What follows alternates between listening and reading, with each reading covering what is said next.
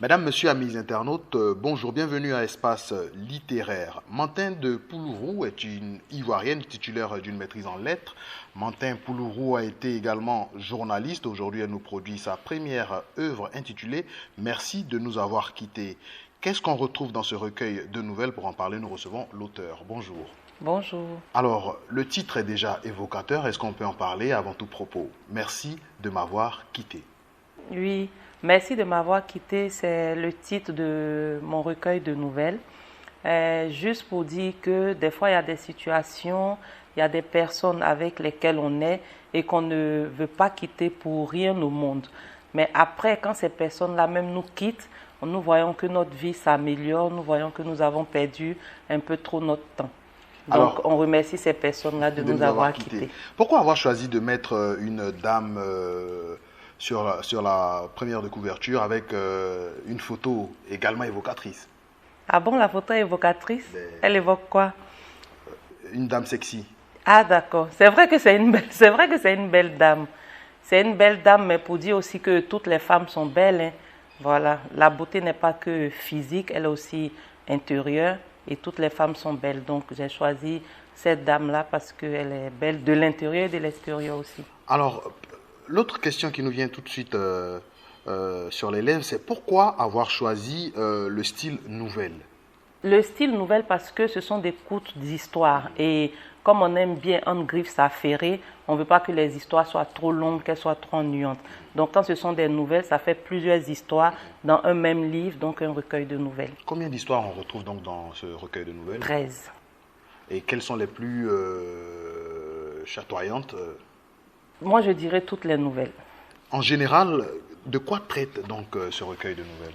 De l'amour, de l'amitié, de la fraternité, des déceptions, du courage, du combat des femmes et aussi des hommes.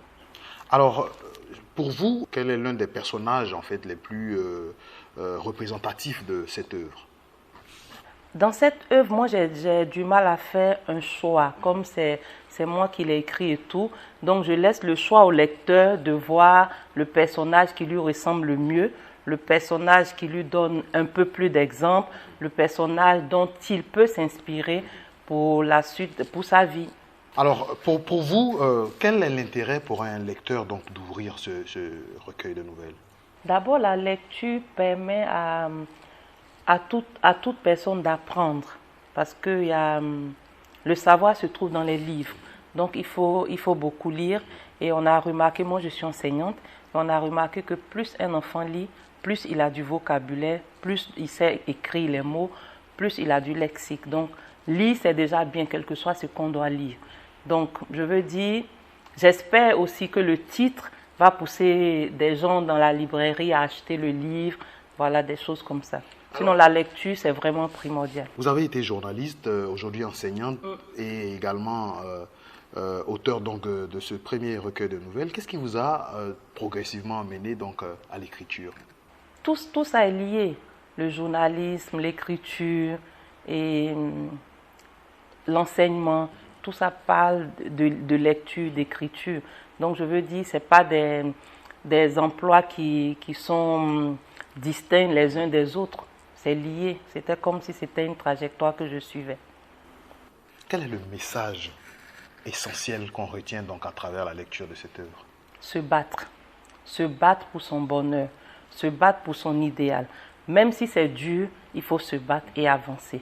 Croire en soi.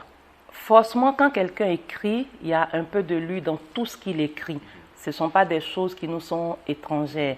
Il y a forcément un peu de nous dans tout, dans les personnages, dans les actions, dans les histoires, dans nos amitiés. On est l'écrivain dans ce qu'il écrit, il est dedans, forcément.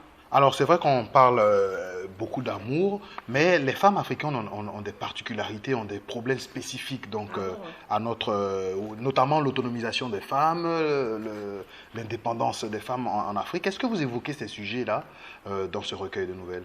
Forcément, quand on parle de la femme, ce sont des sujets qui viennent, comme vous avez dit, en Afrique, naturellement.